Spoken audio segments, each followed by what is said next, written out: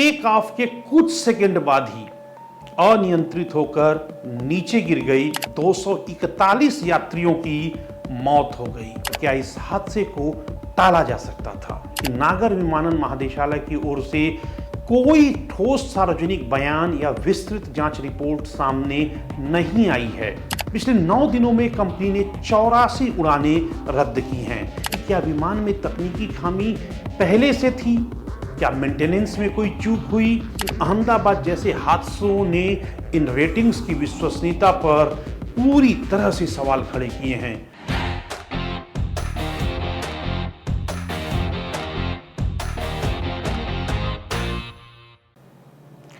नमस्कार, मैं हूं मनोज टिबड़ेवाला आकाश।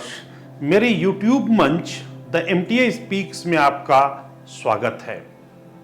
अहमदाबाद में हुए भीषण विमान हादसे के बाद देश भर में हवाई सुरक्षा को लेकर गहरी चिंता पैदा हो गई है। यह केवल एक घटना नहीं थी, बल्कि एक ऐसा संकेत था जिसने भारतीय विमानन क्षेत्र की तैयारियों, प्रक्रियाओं और सतर्कता पर बड़ा सवाल खड़ा किया।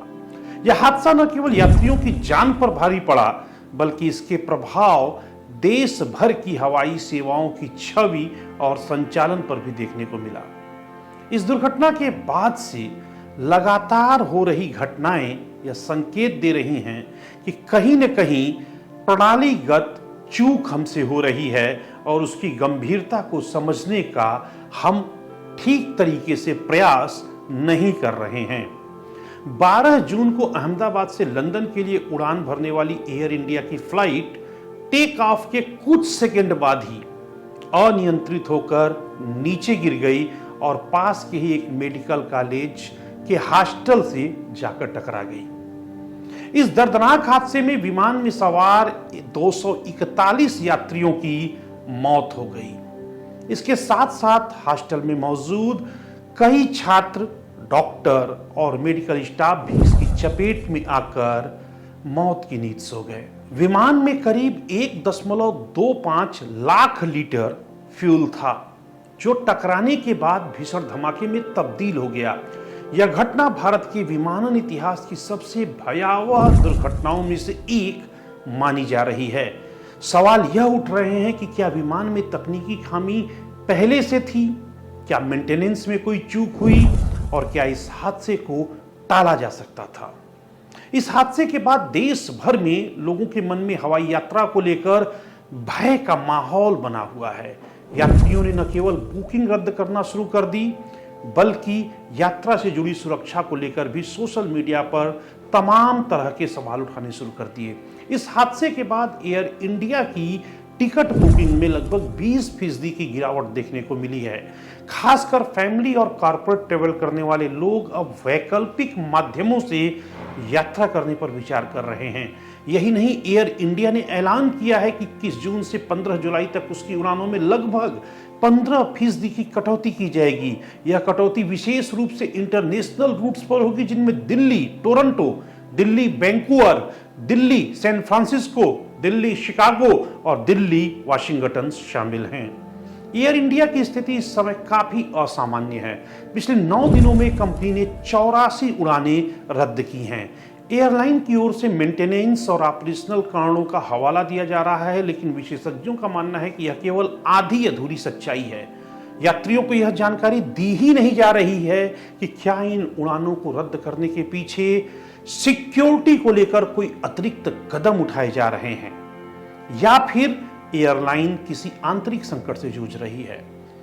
सरकार और DGCA यानी कि नागर विमानन महानिदेशालय की ओर से कोई ठोस सार्वजनिक बयान या विस्तृत जांच रिपोर्ट सामने नहीं आई है।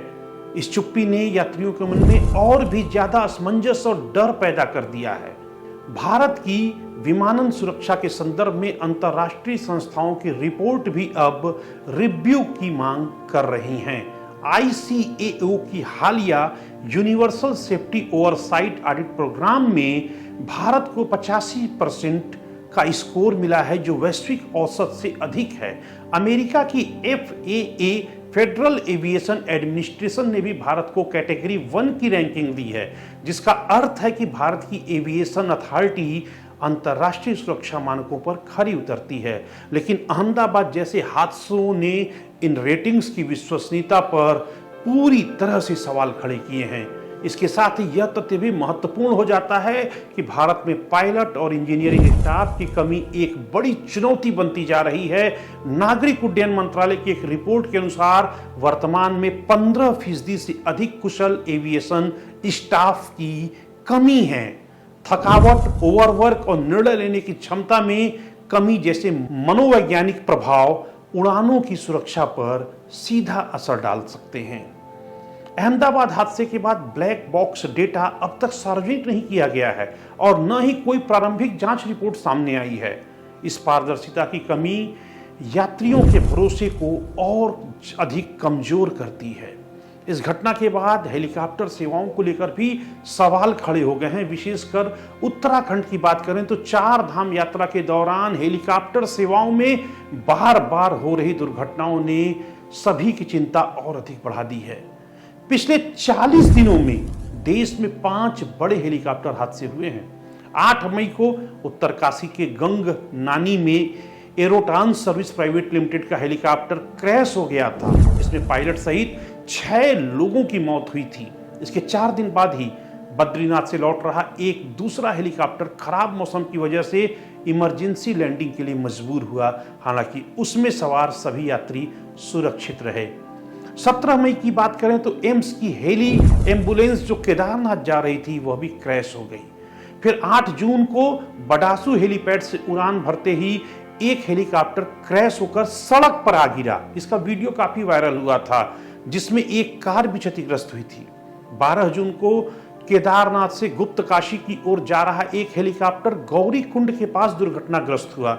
इस हादसे में 7 लोगों की दर्दनाक मौत हुई, जिसमें एक 2 साल की बच्ची भी शामिल थी। इन हादसों के बाद सरकार ने 4 धाम यात्रा के लिए हेलीकॉप्टर सेवाओं पर अस्थायी रोक लगाने का ऐलान किया और सख्त दिशा निर्देश बनाने की बात कही। लेकिन यह सब घटनाओं के बाद ही क्यों समय रहते ऑपरेटर कंपनियों की जांच नहीं की गई? डीजीसीए की जिम्मेदारी बनती है कि वह इन सेवाओं का समय समय पर ऑडिट करे, लाइसेंस और सुरक्षा प्रक्रियाओं की जांच करे और नियमों की अनुपालना सुनिश्चित करे। लेकिन घटनाएं बता रही हैं कि यह प्रणाली या तो कमजोर है या फिर गंभीरता से इसका अनुपालन किया ही नहीं जा रहा है। एविएशन क्षेत्र में बीमा और यात्री क्षतिपूर्ति भी एक गंभीर चिंता का विषय है। भारत में अधिकांश एयरलाइंस अधिकतम 20 लाख रुपए तक की बीमा राशि का प्रावधान करती हैं, लेकिन यह तभी लागू होती है जब एयरलाइन की गलती साबित हो। कई परिवारों को कानूनी प्रक्रिया से गुजरना पड़ता है, जिसमें मानसिक और आर्थिक नुकसान और गहरा जाता है। विशेषज्ञों का यह मानना है कि भारत की विमानन व्यवस्था तेजी से बढ़ रही है, लेकिन सुरक्षा इंफ्रास्ट्रक्चर उतनी ही तेजी से घट रहा है। अंतर्राष्ट्रीय स्तर पर भारत की स्थिति मजबूत हो रही है, लेकिन घरेलू स्तर पर बार बार हो रही दुर्घटनाएं हमारी छवि को बुरी तरह से चोट पहुंचा रही हैं। ICAO की हालिया रिपोर्ट में भारत की एविएशन सुरक्षा रैंकिंग में सुधार दिखाया गया था, लेकिन ये हादसे उस रैंकिंग को खोखला बनाते नजर आ रहे हैं। इन सब के बीच पटना एयरपोर्ट पर आज घटी एक घटना ने एयर इंडिया की कार्यप्रणाली पर और गहरे सवाल खड़े कर दिए हैं। बेंगलुरु और चेन्नई से आई 2 फ्लाइट्स पटना पहुंची, लेकिन उनका सामान यात्रियों तक नहीं पहुंचा।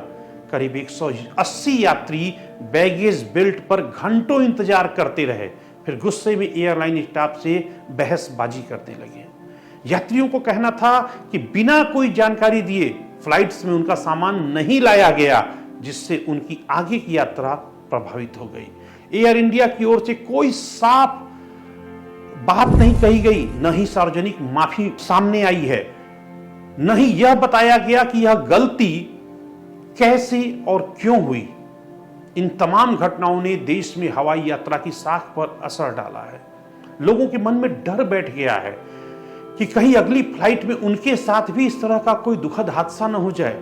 एविएशन कंपनियों के लिए यह केवल व्यावसायिक संकट नहीं है, बल्कि यह एक बहुत बड़े भरोसे का संकट है। यात्रियों को अब महज सुविधाजनक नहीं बल्कि सुरक्षित यात्रा चाहिए। उनकी सेफ्टी एंड सिक्योरिटी बहुत ही महत्वपूर्ण है। उन्हें हर टेक ऑफ से पहले यह विश्वास चाहिए कि विमान या हेलीकॉप्टर उड़ान के लिए पूरी तरह से तैयार हैं और जांचे हुए हैं। एक हालिया सर्वेक्षण में लगभग 48% यात्रियों ने कहा कि वे अब फ्लाइट लेने से पहले अत्यधिक तनाव महसूस कर रहे हैं। लगभग 28% यात्रियों का मानना है कि वे अब वैकल्पिक यात्रा माध्यमों को प्राथमिकता देंगे। यह केवल एक तकनीकी संकट नहीं है बल्कि सामाजिक और मानसिक प्रभाव का भी संकेत है।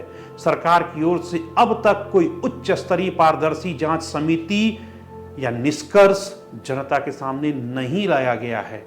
यात्रियों और जनता को जानने का अधिकार है कि बार बार हो रही इन घटनाओं के पीछे आखिर कौन जिम्मेदार है और उन पर क्या कार्रवाई की गई।